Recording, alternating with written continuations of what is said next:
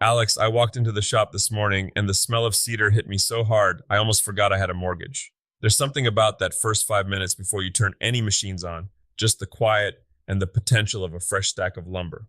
Is that the zen before the inevitable storm of you realizing you measured the rabbit joint on the wrong side? Listen, that only happened, well, it happened Tuesday. But today's a fresh start. It's Monday, April 20th, and we are back in the TigerDen. We've got a lot of ground to cover today. Automated welders that have more brain power than I do, money for tools if you're into pipes and wires, and a soap company that basically printed money by talking to their neighbors. I'm still stuck on the robotic welders. Are we talking Terminator with a TIG torch or something a little more practical? It's getting eerie, honestly. Cirrus Automation just updated their HF pre-weld system.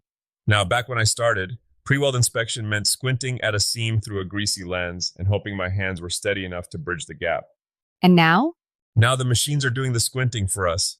These new algorithms can spot a microscopic misalignment in a pipe seam before the arc even strikes. It's like having a shop foreman with bionic eyes watching every millimeter of the bead. For the guys doing high-stakes tube and pipe work, this is the difference between a perfect run and 100 feet of expensive scrap metal.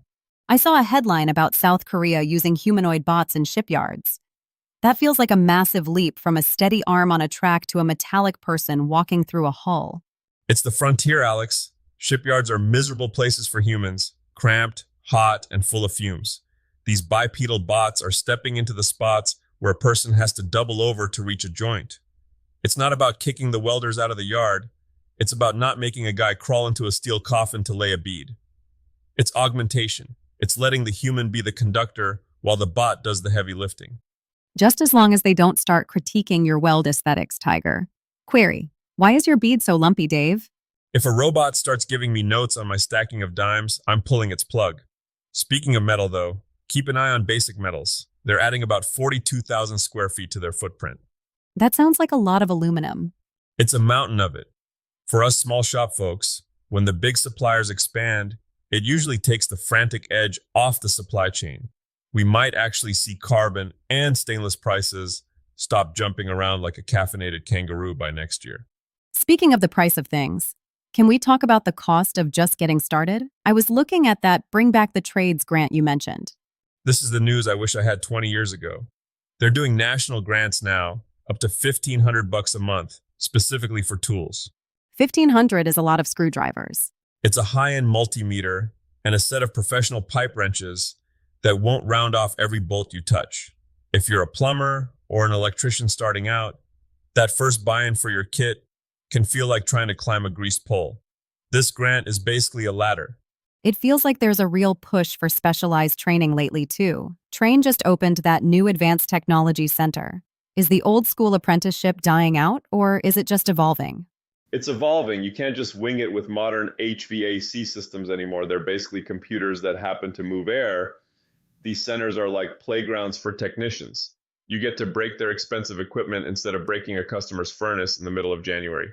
If you want to move from guy with a wrench to specialist who commands the big invoices, you have to go through those manufacturer centers. So we've got robots welding and apprentices getting free tools. But what about the people listening who want to be their own boss? You saw that $92 million goat soap story, didn't you? Beekman 1802. It's one of those stories that makes you want to sell everything and buy a farm until you remember that goats are essentially toddlers with horns. $92 million, Tiger? From soap? How? They didn't sell soap. Well, they did, but that's not what people bought. They sold the neighbor philosophy. They invited people into the story of the farm. Most makers think the business part is just making a thing and putting a price tag on it. But these guys realize that people don't buy what you make. They buy why you bothered to make it in the first place. You're getting poetic on me. Are you saying I need a philosophy for the birdhouse I built last weekend? Maybe not for one birdhouse. No, if you're trying to scale, absolutely. Shopify put out some data for 2026 that's a cold bucket of water for a lot of makers. They're saying, stop making 100 of something before you know if anyone actually wants one. Validate demand. Sounds very corporate. It's simpler than it sounds. It means instead of spending 2 weeks in the shop building a fleet of custom cutting boards, spend 2 hours on social media or a low-cost ad to see if anyone even clicks. It's about not burying your capital in inventory that's actually just firewood nobody asked for. And the tax thing? You always mention the separate account. Because I learned that one the hard way. There's no feeling quite as hollow as having a profitable year and then realizing you spent the government's portion of the profits on a new Laguna bandsaw. Open the second account the same day you sell your first item. Trust me, it keeps the business from feeling like a trap. All right, let's get into the dirt, or the sawdust. What's on the to-do list for the listeners this weekend? If you're looking to get your shop organized, there's a list floating around from Maker Channel, 60 tools every woodworker needs. Now look, you don't need 60. Nobody needs 60. But things like digital angle gauges, they're an absolute game changer. Gone are the days of holding a plastic square up to a blade and eyeballing 90 degrees while praying to the carpentry gods. I saw the cabinet humidor project on the list too. That looks intense. That's the masterclass project. A humidor is a psychological battle with physics. You're building a box that has to stay at a specific humidity while the world outside the box is trying to warp the wood. It's all about the Spanish cedar lining and the precision of the seal. If you can build a humidor that holds its clink when you shut the lid, you can build just about anything.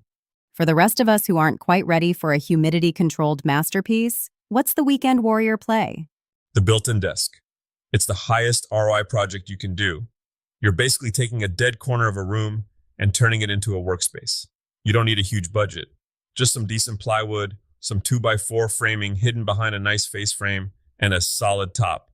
It adds real value to the house, and it's a lot more satisfying than buying a flat-pack desk that wobbles every time you type. Does yours wobble? My desk is built out of reclaimed 4x4s. You could park a truck on it. We've covered a lot today. Technology that's changing how we weld, grants that are helping people start careers, and the marketing secret of just being a good neighbor. What's the one thing you want people to take into the shop with them this week? You know, we talk about the $92 million companies and the high-tech robots, but it all starts with one decision. The decision to be a little better than you were yesterday, whether that's learning to use a new multimeter or finally setting up that business bank account. My dad used to say that the tool doesn't make the craftsman, but the craftsman's respect for the tool defines the work. Don't wait for the perfect setup or the biggest grand. Just start where you are. Use the tools you have, even if they're hand-me-downs. The skill stays with you long after the tool wears out. That's a good note to end on. Although, if someone wants to give me $1,500 for tools, I'm still taking it. Oh, absolutely. Take the money, buy the good wrenches, and then go make something that lasts. Thanks for joining us in the den today. We'll see you next time. Keep the sawdust flying and the sparks moving. Take care.